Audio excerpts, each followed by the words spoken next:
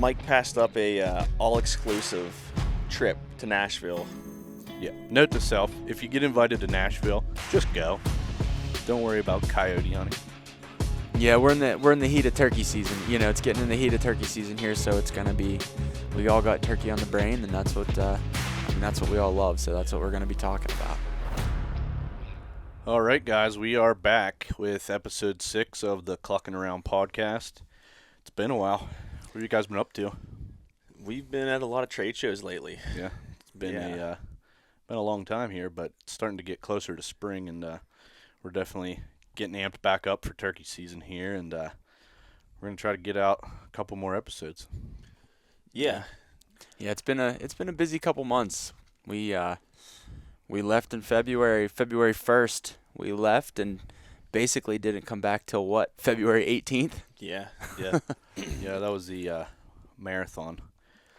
What did you guys think of Harrisburg? It was your first year as a vendor down there. I liked it. We made some great friends down there. You know, we were beside some other call companies and really, really good guys. And I had a lot of fun. Yeah, absolutely. I think that's one of the coolest parts of the trade shows is, you know, you're around other vendors, and as you're sitting there, you know, you become friends with these guys. And, you know, we had Mountain Hollow Game Calls next to us, and, you know, they're selling calls, we're selling calls, and, you know, we were able to have a great time with them the entire it was 10 days. Yeah. You know, and, I mean, they treated us great. They've been there for... What do they say? Ken says 100 years, something like that. I think it's like 42 years. 42 years, yeah. And they're the OGs of the call hall, as they call it. Yeah. Ken and Jerry. Jerry fed us. Yeah, awesome food. He fed us basically the whole time, and they were great guys. Went out to eat with them almost every night. They would invite us to go out to eat with them, and we became good buddies with them. And I think that was one of the coolest things is, you know, there's never any competition per se between, you know, companies. There's plenty of room for you know, more companies in the space, and it was never a competition. You know, they were selling calls, we were selling calls, and you know. Yep. Yeah, I think my favorite part of the trade shows is the camaraderie and like the people that you meet. Yeah. When you're at them, you know, it's fun, and you get to pick, you know, everybody's brain. They pick yours, and you kind of bounce ideas back and forth off each other, and you really learn a lot because you know there's a lot of people that have been doing this a lot longer than we have, and you know, but you can learn a lot from them, and you know, us being newer but having some newer ideas, they can learn a lot from us, and it's a lot of fun. Yeah, going into it open-minded and just, you know, not puffing your chest out too much, you know, it's not a good move to be using, but you know, just not only the 100,000 people that walk through the door, you know, that you talk to, just, you know, the evenings meeting other vendors and stuff always seems to be a pretty good time. Yeah. So we were in Harrisburg, spent basically 10 days there, came home for a day, and then headed straight to Nashville. And we were in Nashville from Tuesday to the following Sunday there. So we were down there for, you know, 5 or 6 days, and that's always a good time. You don't have to remind me of how good Nashville was, guys. Yeah. We should back up though and shout out all the guys that helped at the Harrisburg show. Oh yeah. Yeah, absolutely. Ty and Tim and who else was Ty there? Bogus, my cousin Timmy Yeager, Big John Egolf. Yep. Your wife. My wife Sarah. Michael. Nate. Mr. Mike Miller, the man on the mic. Anybody else down there? Jerry for feeding us. Jerry for feeding us. Again. The guys from Foreplay Turkey Call. Yeah, they were got great. To meet them. They were beside us. They were cool guys. Yep. I bought a knife off the Lion? His name was Brian, right? What was the name of the company? His knife company. I bought a knife. It's beautiful, you know. Yeah. Shout out to the Milkshake Girls. Yes. Oh yeah. Definitely. Need Yep. to get them up here, you know, Nashville, all the other shows that we're at. Yep. Another company we met down there that we had a connection with and started talking to was the American Antler Company. Yeah. He has some great merchandise, and I mean, he just real cool guy. Helped us out. He's been doing it for quite a few years now. Yeah. And Yeah. And I want to clarify that when Mike says milkshake girls, he means we weren't at a gentleman's club or anything. No. Hey, wasn't there somebody there that was actually passing out? Remember there was a guy walking around passing out cards for a gentleman's club. Oh, really? Oh, really? Yeah.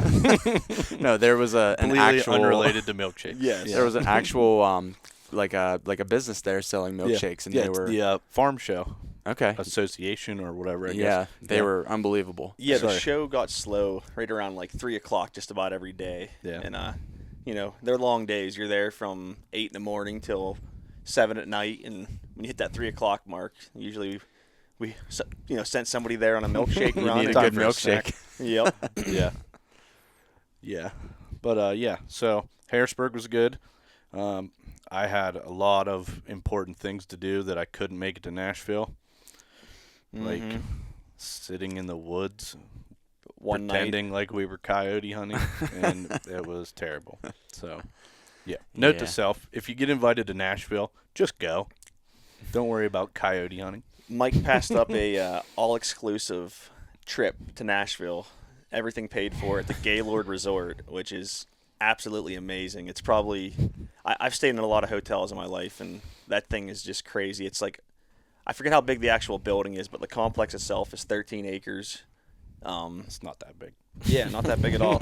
There's literally a river that runs through it, and there's boat rides inside of this place, and it's like a city inside of a hotel. I guess. Okay. Nashville was cool. Let's move on. No, I do. I already marked my calendar for next year, the whole month of February and March, until you let me know the dates. Well, if we invite you, we'll see. Yeah, that's true. I'm gonna see if I don't make the cut next year. Speaking of, I might be there calling on the stage now because I've recently learned how to use a mouth call. Kind of. Yeah, that's good. But, I think sitting here with you guys made me realize I need to practice a little more. But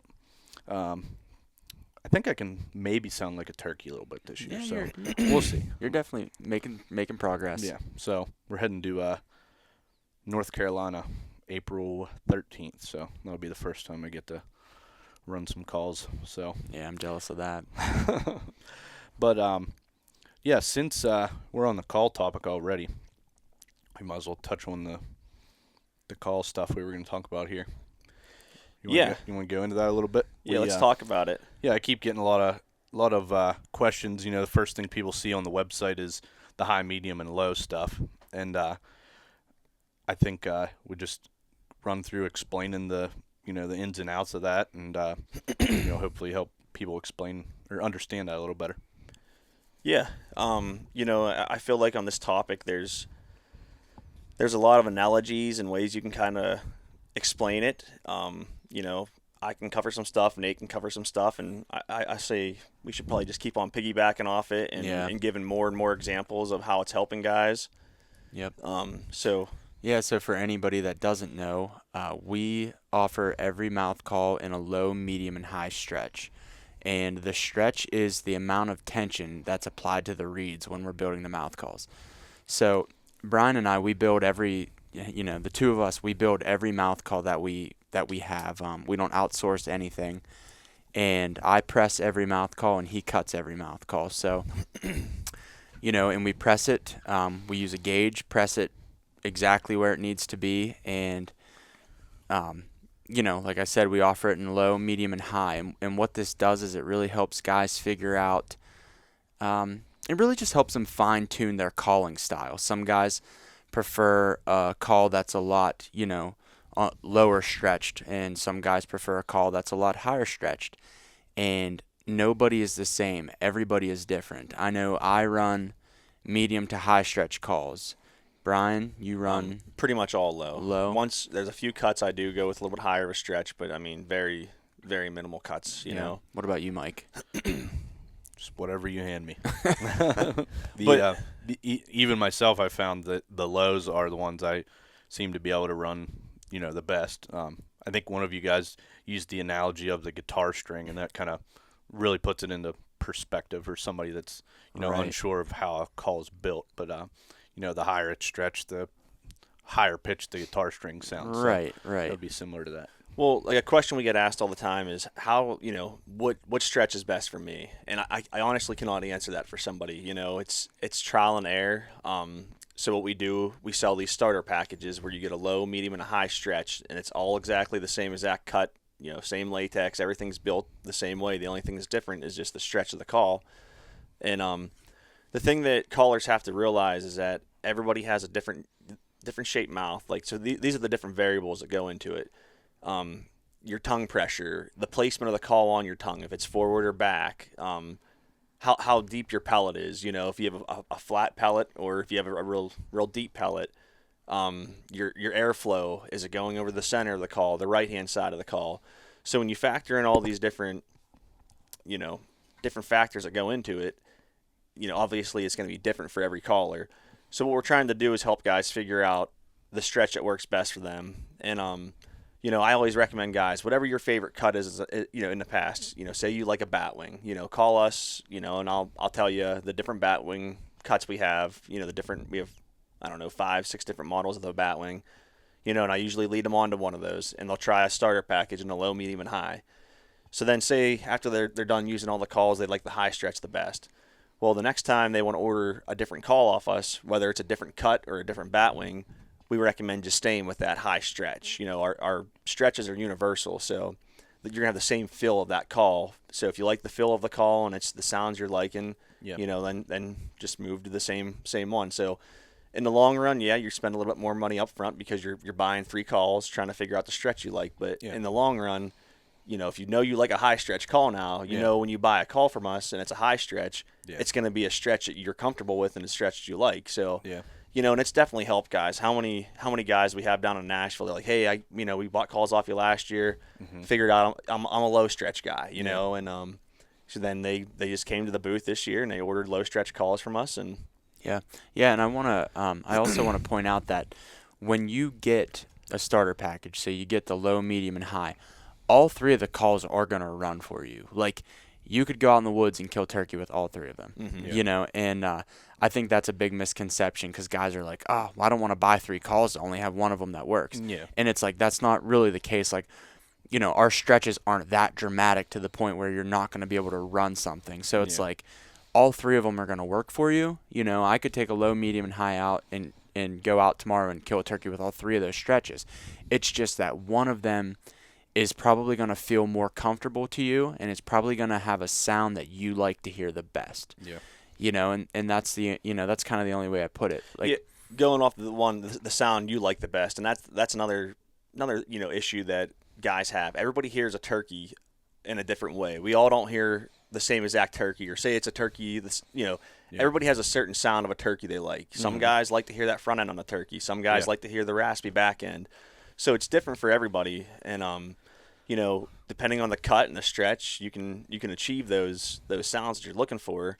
And something else that I always like to talk about too is competition callers. These guys, the guy like Matt Van Sice, he stretches his calls very tight, is what I'm told. You know what I mean? Yeah. Heavier, 3.5 read, I believe. Yeah. On his calls. Then we have a guy on our staff, Jed Pranish, likes his calls stretched very, very low. Yeah. So a lot of people think with the experience level, it determines on if you need a low or high stretch, and it couldn't be further from the truth. It's like, if I'm a beginner, I need a low stretch, but as I become more experienced, I need to go up and stretch, and that's, like you said, it couldn't be any more from the truth. Like, everybody is just different. You could have the best caller in the world, be a low, and the second best caller in the world be a high. Like, it has nothing to do with experience. And that's what's unique about our company and what we've come out with the stretches is that, you're able to figure out the stretch you like the best because, a competition caller, they have a certain, depending on the call and the cut and the latex combination, but I mean, they usually tend to run their calls in the same, going off the gauge. They have kind of like the same number that they're usually going to stretch their calls to, and by doing this system, it's just allowing guys to understand that there are different stretches. Not every mouth call is stretched the same. So if you get it from a different company, there's definitely great companies out there. They're making great calls, but maybe that stretch isn't the right stretch for somebody. So you know, that call might have great reviews, and the guy might get on there and try it out, but it's just not working for him. Yeah. But yeah, I mean, I've sat here and watched, you know, you and Nate run the same call, but one of you needs completely opposite stretch, and you know it's exactly the same, and you get different sounds out of it, and yeah, something, you know, myself personally, and what I'm kind of putting together for myself is I seem to have more of a narrow palette, because like I can run standard size frames, but I can actually also run youth frames too. Like I can run them both. And for me, if I use a low stretch call, because my palette is pretty narrow, I have to use a lot of tongue pressure to get the air up over that call where I need it to be. But with a high stretch call, it seems to be a little tighter. I don't have to use as much air pressure. So, you know, but that's just me, and that's just what I found that works for me. It could be total opposite for somebody else. Yeah. You know, but it was pretty cool to see it all, you know, all come full circle down at the trade shows, whenever you would have somebody come to the booth and be like, "Hey, I got your starter package last year. I'm loving the low stretch call. Like, I don't know what it is about your low stretch, but it's like the only call I can run." So then they would come and they'd buy 3 or 4 different calls in a low stretch, and it's like, well, that's exactly what we're trying to do. Like, the system's working. Yeah, the system's working. And you know, we're a newer company, and a lot of guys haven't heard about the system yet. And as it's going, and you know, we're definitely having more and more guys that show up to the booth knowing what kind of stretch they like. But you know, we still gotta educate people, and you know, we give the same pitch over and over to every customer that comes to the booth, trying to explain the different stretches to them, you know, so that they can understand them. And it's definitely not a sales pitch. You know, I've heard that a time or two. Like, they're just trying to sell more calls, but you know, it definitely is worth checking out and, you know, giving it a try. And I know it's helped me out tremendously, and that's really saying something. Well, that's what I always tell everybody. It's like I think you're going to be pretty shocked at the outcome of what you find when you try out the 3 different stretches. Like, it's going to probably surprise you a little bit more than what you would think, you know. And Nate was just, you know, touching on how he sounds with certain calls, and I actually feel the complete opposite. You know, like Nate likes a higher stretch call to do his tree talk and his soft stuff, and for myself, I don't. I feel like I have to blow too much air on the call. Yeah. And I just get a little bit too loud while I'm doing that stuff. So I actually, you know, I prefer all the low stretch stuff. And as I'm going up in stretch, I actually get like a fuzzier front end that I don't like at all. Yeah. And then I get way too raspy. So for myself, I'm a low stretch for sure, you know. And, Nate also touched on the different frame sizes. Just want to remind everybody not to be confused by the fact that it's called a youth frame, because we determined that that's the only call that I can run, you know. So just because we have a youth frame doesn't mean it's only for kids. Yeah, exactly. Exactly. I've been using adult frames, you know, forever, and you know, just really couldn't sound like I wanted to. And you know, you guys recommended, well, just try to. I think you said my face was funny or something, is how you said it. But no, regardless, we got it figured out. A lot of times when you look at somebody's face, you can kind of tell if have like a more narrow shaped face, like they're, you know, from corner of their lip to the other corner of their lip. It's just kind of it's shorter than the average person, and those people usually have a higher pellet, you know, and that's a lot of times the youth frame actually works better for them. Yeah, definitely. When I put that one in, I was like, holy smokes, this is way different. And I think that's probably one of the biggest things that helped me this year was going to that. So yeah, you were Brian, you were talking there a minute ago about everybody has the sound of a hen in their head that they want to hear, you know. And it's kind of funny because I always feel like I have this hen in my head that I hear, and that's the sound that I generally like drift to, that I find myself like calling and sounding like. But yet when I ask other people, and I'll be like, yeah, what do you think of this Yelp? Or, you know, and they actually always prefer a sound that's higher. It's a higher tone. So I actually at the show there, when I was comparing calls, I had a medium stretch and a high stretch in my case, and I would just be like, hey, listen to the difference in the sounds. Mm-hmm. So I would use the medium stretch call and I would yelp on it, and then I would. And you would use a medium stretch rasp attack. Yeah, medium stretch rasp attack, and that's the sound that I liked. Like I liked it a lot, and for me personally. And then they'd be like, okay. And then I'd put in the high stretch call, and I'd start high stretch rasp attack. Rasp attack, and I'd start yelping on that. And they were like, oh yeah, that's the hen that I hear in the woods. Mm-hmm.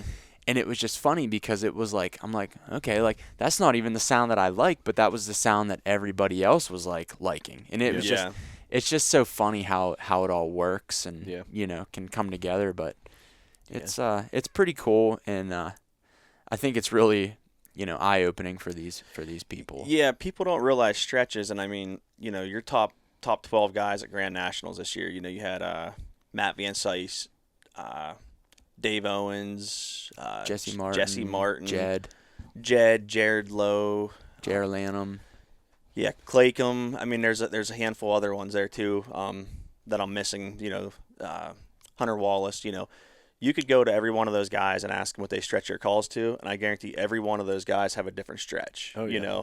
Absolutely. And that's the stretch of a call is so important, and that's what we're trying to really emphasize to guys out there learning how to call and just wanting to get better at calling. If you want to get better, you got to learn which stretch is best for you. When I first heard about it, it kind of reminded me of like on the target line of an archery shoot. Not everybody there is shooting a 60-pound bow with 80% let off. Yeah. I guess it could be compared to that. Just you gotta figure out what fits you and run with it. Yeah. Absolutely. Yeah. As I go up, so if I start out with a low stretch call, I find myself with deeper tones and less raspy. As I go up to a medium, I get a little bit higher front end tone, a little bit more rasp. And then as I go to a high stretch call, I get a high pitch front end and even more rasp. But I find that the rasp actually changes. Mm-hmm. So like in a low stretch call, if I'm really huffing into the call, I get more of like a barky rasp, like a rasp that I feel is more realistic. Mm-hmm. And as I go up in stretch, as I get to a high, it's more of that tinny rasp, like a fuzzy rasp. Yep. So and that's how exactly my calling is too, the whole way up front end and back end. It just seems like it's fuzzy and like tinny sounding. Yeah, and it's a hard balance for me because I feel like my front end is where it needs to be when I'm at a high stretch, but the rasp isn't. Well, and that's something too. So that's where the cut comes into play also. Depending on what kind of cuts you're running, that's where your rasp is going to come from. Yep. Is the different cuts. Yeah. So once you figure out the tension you're comfortable running and you find that front end and stuff, then you can start playing around with the different cuts to find the different rasp levels that you would like to, make the sounds of. So let's dive into the cuts a little bit. You want to explain like the beginner cuts or, what you'd recommend for a beginner versus somebody else or what's the 10-second version of the... Yeah, so that's such a touchy subject in my opinion because, back in the day they used to run like a lot of like just straight reeds with little, 2 little slits in the end of the reed, and that was considered a beginner call. Yeah. Or a lot of guys think a 2-reed call is good for beginners. Mm-hmm. And the way our calls are built, I feel like they're all pretty easy to run. I don't know if I've never had a guy grab one of our calls and they couldn't make some type of turkey noise, So I guess what I was trying to get there was explain like which side of your mouth the air comes out of and how that has to do with which cut you would select or. So my airflow goes center and slightly right. Okay. The call in my mouth it sits slightly crooked to where that's where my cut is, So I run bat wings very well. If I run a combo cut, sometimes it's a little bit too raspy for me. Mm-hmm. And then the new calls I've been running are the modified Ghost, and that's what I've really been running the past 2 years.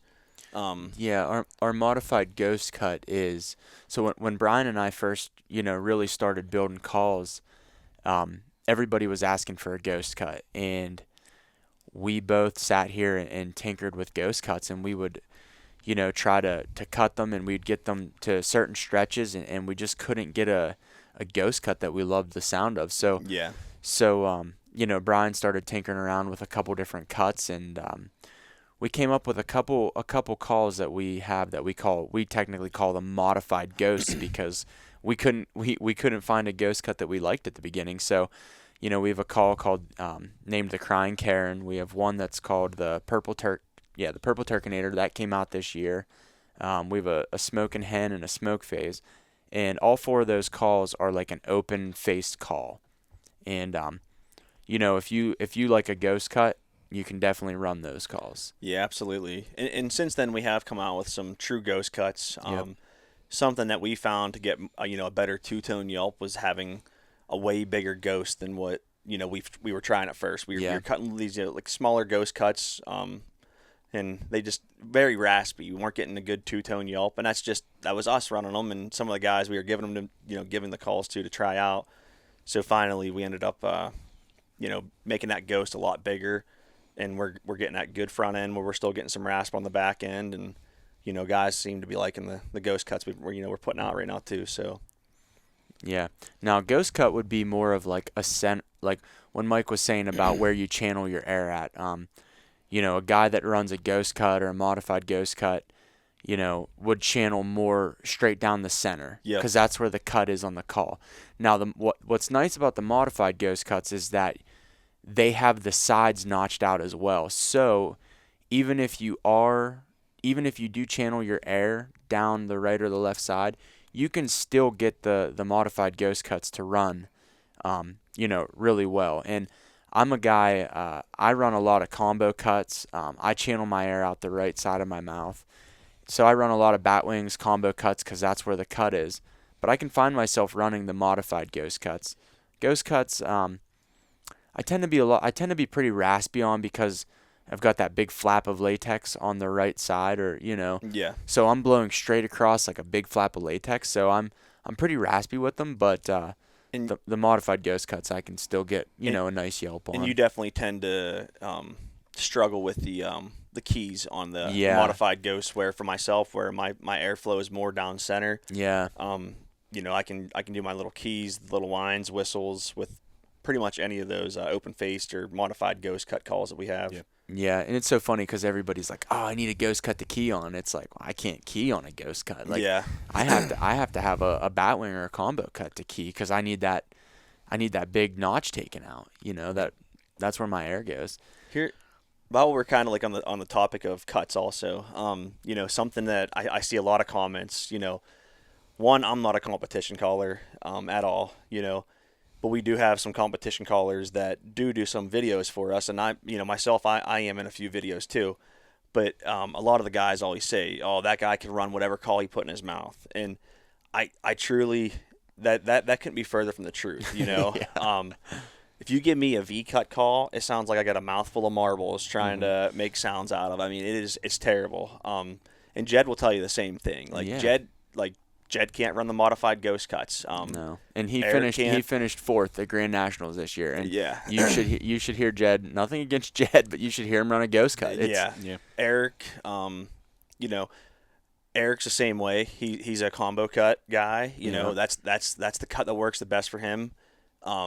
Jim and Jimmy Pollard, both those guys, I want to say they were more into the bat wings, more so than anything. Yeah, I think Jim can run a ghost cut a little bit. Yeah, you're right. And Jimmy can both run the ghost cut. Yep.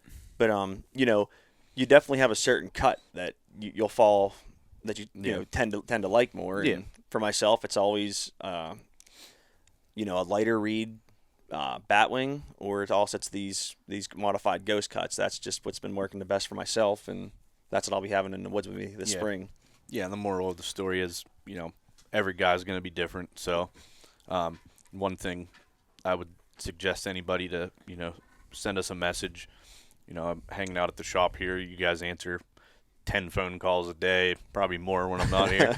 10 a day. Of guys just asking, 10 an hour maybe. Guys calling in and, hey, what call should I use? And, you're more than willing to talk somebody through, oh, absolutely, half an hour worth of what they should need and help everybody out. So we're here to help people. Like we don't want to see you get a call that you get it and you open it up and you use it one time and you throw it away solely because we didn't take the time to talk to you and try to figure out what style of call that you need. So, if you call in and we can try to help you and talk you through and figure out what stretch you're gonna like, or what cut you're gonna like, then we always enjoy doing that. Yeah, I mean, the goal is to,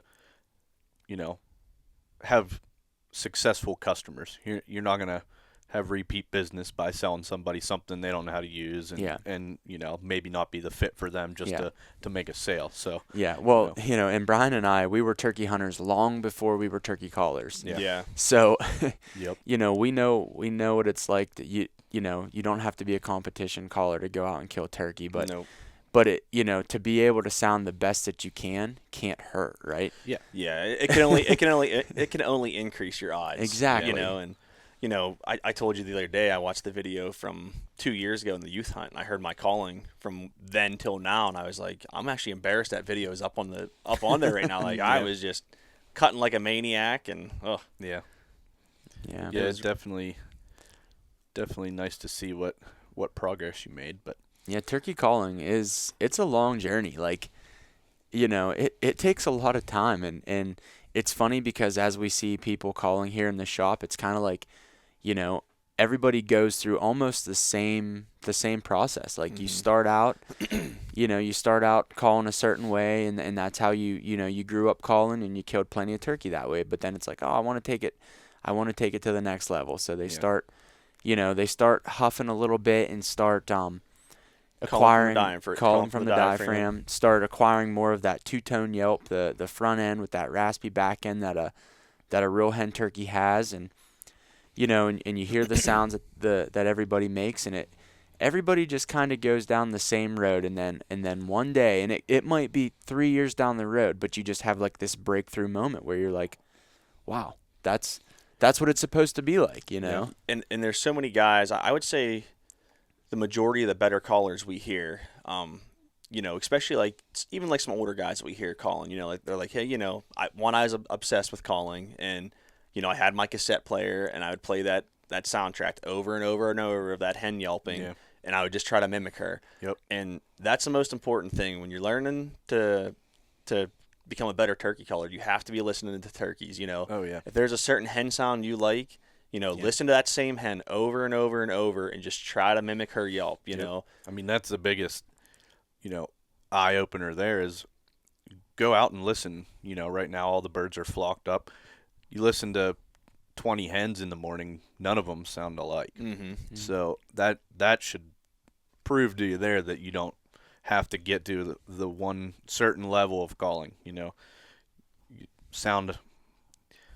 I don't know what I'm trying to say. Pick out one of those 20 hens and sound yeah, that's like what her. I was getting at. The one that you like, and go for it. And just listen to her over and over again. And there's so many videos. There's so many videos on YouTube nowadays, and Treetop Turkeys. You can get it on iTunes. I mean, we play that in the shop constantly. Yeah, when we're building calls here, we play it and listen to it, and just kind of call with it. And that's been my travel routine there. No more Treetop Turkeys, no more radio. Just putting turkey calls on YouTube and just trying to sound like it, and try to get that all done before Allison gets home, because I usually get a text, can you quit doing that from upstairs? But and it's definitely a journey. I mean, if you love it and you're just passionate about it, I'm finally at a stage where like I really like the yelp I have, but like still always trying to fine tune it and still playing with different latex combinations to try to figure out the exact call that.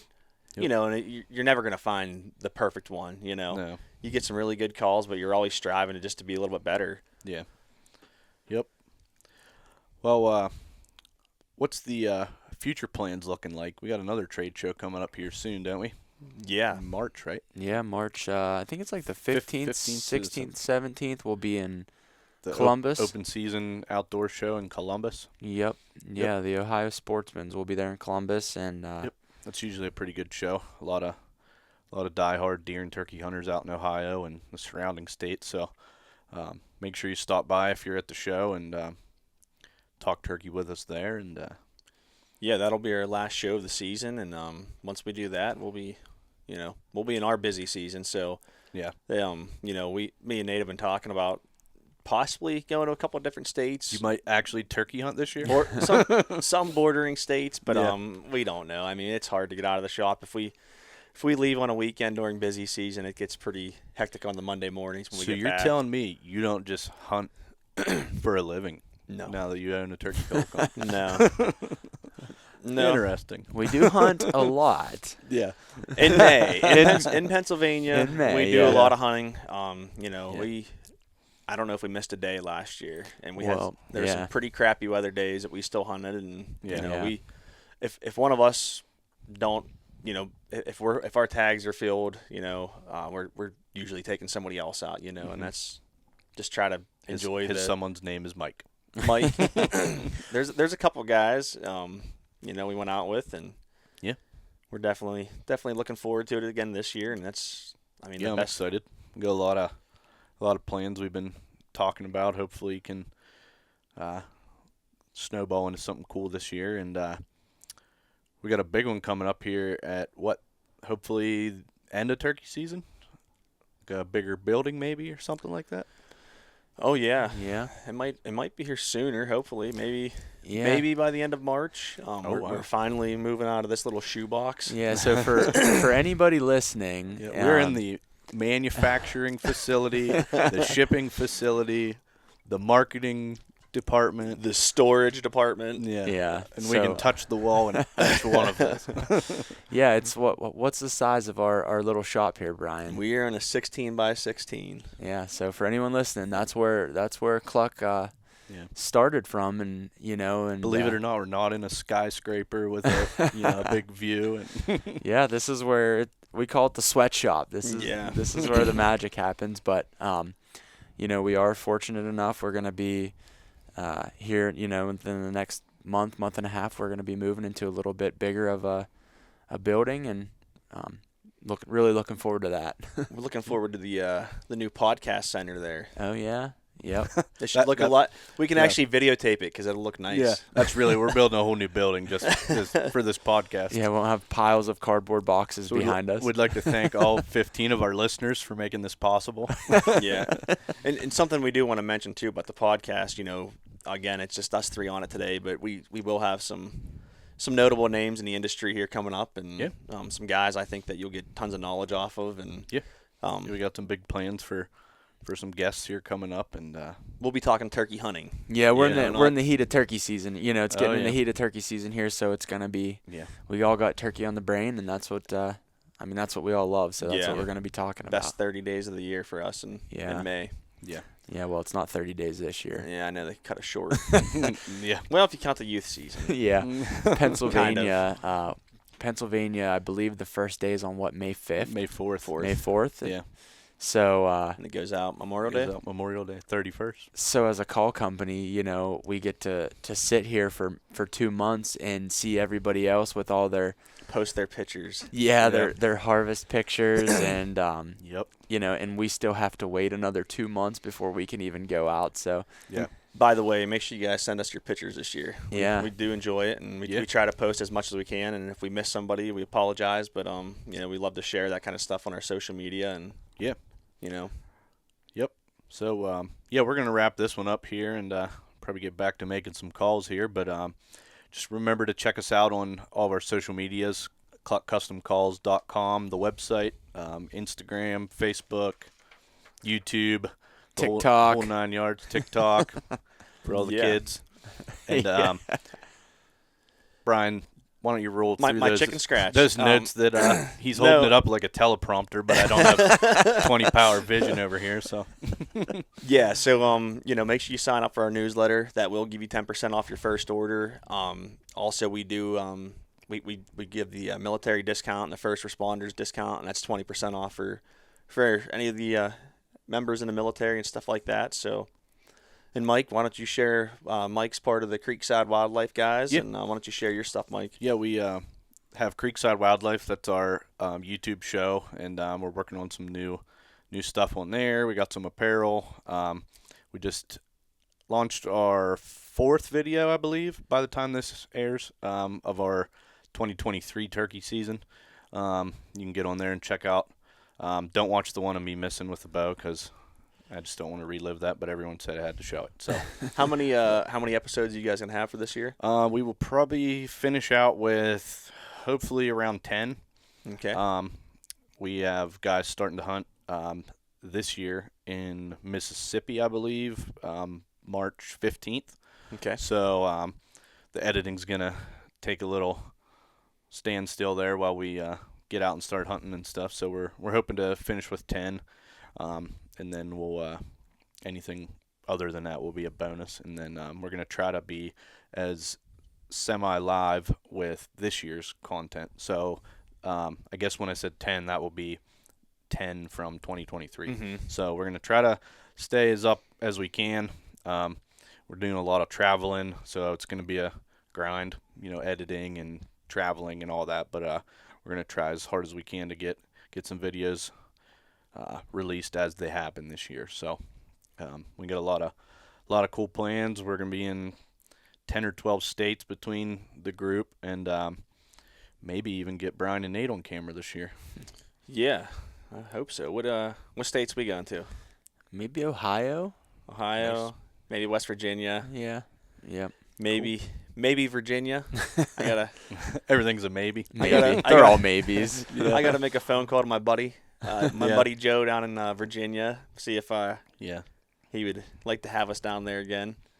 Yeah. So, but yeah, it's a big maybe. And again, that's like a 2-day Saturday. Drive down Friday after work, hunt Saturday morning, hunt Sunday, and then you drive back home in the afternoon. And that's the extent of our out-of-state hunting. Yeah. So, well, make the most of it and enjoy every minute of it. Yeah, absolutely, guy. All right, guys, we're out. Alrighty, thank you. Have a good one. That's it for another episode of the Clucking Around podcast. We thank everybody for listening. Be sure to check us out on all social medias at Cluck Custom Calls and our website, cluckcustomcalls.com.